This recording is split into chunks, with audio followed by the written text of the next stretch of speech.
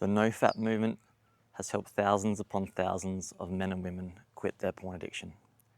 And if you're one of them, I'm genuinely happy. In fact, I was one of those people. I had a streak going for over 1,000 days, and yet it came back to bite me. I'd like to share with you 5 points as to why I believe No-Fap isn't the best way of quitting, and give you 4 practical steps of what to do instead. No-Fap, for the first point, is that it focuses on the wrong thing. It focuses on numbers. It focuses on days since you've last relapsed. And while that can be good and can be a helpful measure, it doesn't actually go into why you're actually using porn, why you're masturbating, why you keep relapsing, and why you have to do this in the first place, in the No-Fap movement. For me, I was able to stop, but there was no growth in me to be able to understand myself. And although I had a big streak, I was still fighting every day, and it was still hard. Number 2, it teaches you that you should stop, but it does not give you a how. So I had in my mind, and I've for like 10 years beforehand, that I want to stop this. And I knew that I wanted to stop it. And I knew that if I could, then that is what I was trying to achieve. And that if I could just stop, I could not stop worrying about it so much and just move on to other parts of my life and not have this sort of blurry thing in the middle of my brain that I couldn't keep moving on from. So it teaches you to stop, but not how. That is a dangerous point because you build up these streaks, you think you're going well, but in reality you're not actually learning anything. You're just white knuckling and you're just fighting still. And while that is an aspect of this, that you need to have, self-discipline and self-control, eventually self-discipline and control, it wears out. At the end of the long day, you've been stressed, your discipline, your fight, there's not as much of it as it was at the start of the day, and it becomes so much harder. Number 3, streaks don't actually tell you if you're growing. You could be on day 1,000, like I was, and still be struggling every day with not being able to see women and worry that I was lusting, even though I just found them attractive and that was it. I wasn't aware of myself about what I was actually using porn for, like I said in the earlier point. And I was struggling to actually become a better person. So you may be on a long streak, whereas someone on day 10, day 100 may have done so much more growth. They may have looked into why they're going into porn and why they're doing this, and may actually have better growth than someone on a much larger streak. Point number 4, relapse doesn't erase growth. Many men I see on Reddit forums and who are trying to quit this porn addiction, they say, I've got to such and such day, 300, 200, 90, and they've quit. And they're like, does this mean I'm back to zero? Is all this work for nothing? And then they get so demotivated and end up going into a longer streak of relapsing and just feeling such shame and hatred towards himself that I was doing so well and I've quit and I'm such a bad person.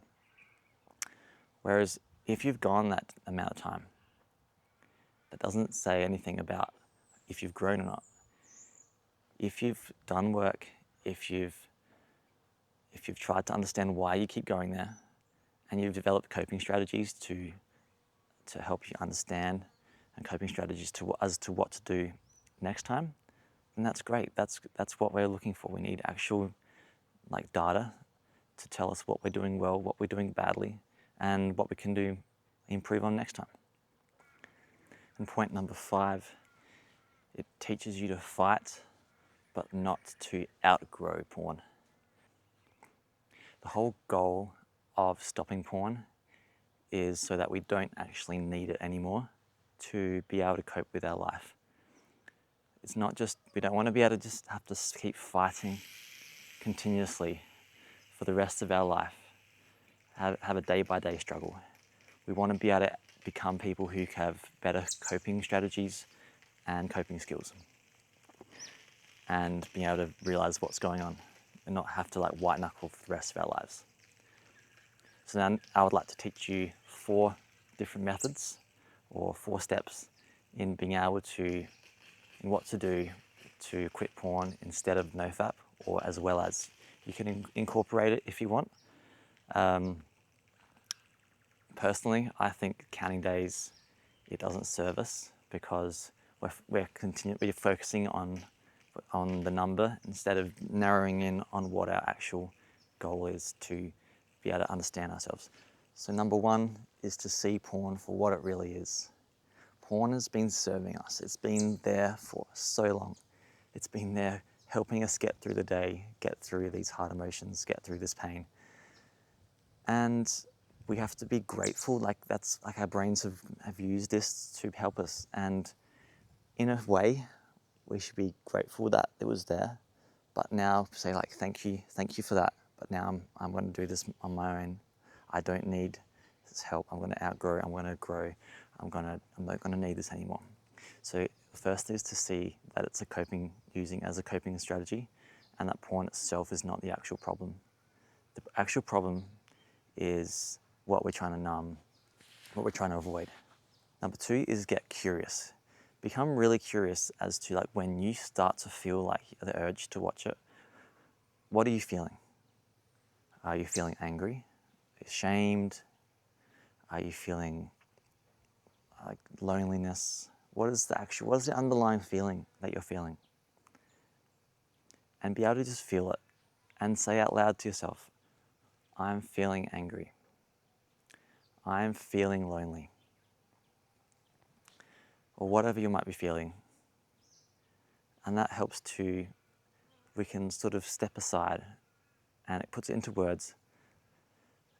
And the next thing after being curious is just being able to sit with that emotion. It's about being able to just let that emotion be for a while. You're okay, you're going to get through this. Number 3 is radical self-care. We often shame ourselves when we're watching porn, that we think we're such bad people. And the goal here is not to do that. We want to give ourselves so much love and self-care. We're worthy people of treating ourselves, looking after our bodies, our minds, doing things we enjoy. We're not here to punish ourselves for slipping up. So find something each day that you can do that you enjoy, that gives you genuine joy and happiness, that you can help to build towards your life that you want to build. Fourthly, stop measuring by streaks. As I said, streaks is the wrong metric. It may be helpful in some ways, but the goal is to focus on growing. Focus on not needing it anymore. Focusing on understanding ourselves, what we're feeling, and then being able to go from there. Henry Ford once said, "The real mistake is from the one that we don't learn from." I probably butchered that quote, but essentially, if we don't learn from our mistakes, then we're going to just repeat the same cycle.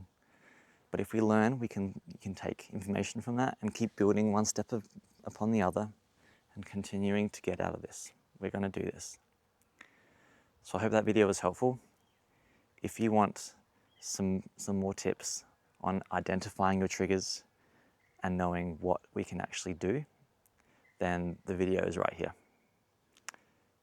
Until next time, keep being curious. You've got this. You're going to be okay.